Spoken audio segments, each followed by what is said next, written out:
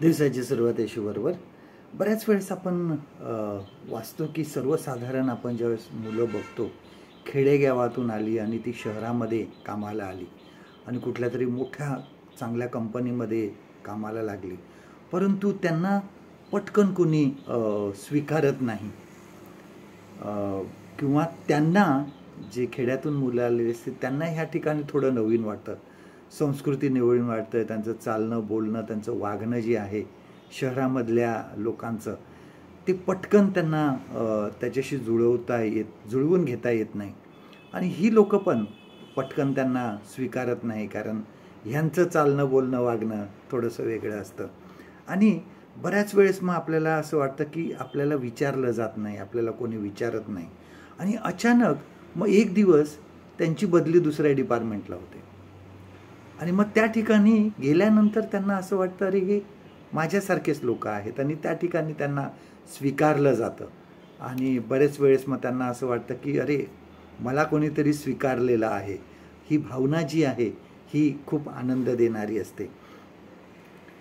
Look 19 ज्यावेळेस आपण बघतो की प्रभू येशू ख्रिस्ताने ज्यावेळेस जक्कयाला हाक मारून सांगितलं, त्यावेळेस जक्कयाच्या मनामध्ये सुद्धा हाच विचार आला असेल. जक्कय हा जकातदार होता आणि जकातदार हा लोकांकडून टॅक्स घेणारा होता. आणि अशा वेळेस लोक जे होते हे त्याला सहजासहजी कोणी स्वीकारणारे नव्हते. परंतु ज्यावेळेस प्रभू येशू ख्रिस्ताने त्याला सांगितलं की मला आज तुझ्या घरी उतरवायचं आहे, त्यावेळेस त्याला किती आनंद झाला.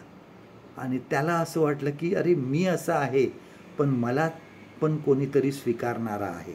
आणि आपल्याला सुद्धा बऱ्याच वेळेस असं वाटतं की माझं आध्यात्मिक जीवन बरोबर नाही आहे, मी देवापासून दूर गेलेलो आहे, मी आत्मिकदृष्ट्या एवढा देवाबरोबर जुळलेला नाही आहे.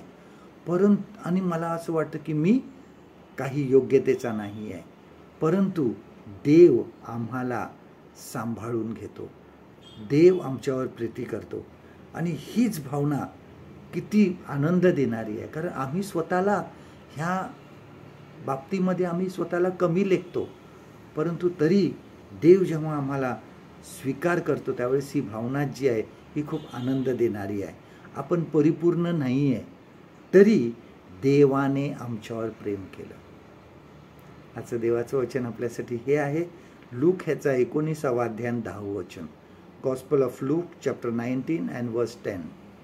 कारण मनुष्याचा पुत्र हरवलेले शोधावयास व तारावयास आला आहे. परमेश्वर करो आजचा दिवस तुमचा आशीर्वादित करो.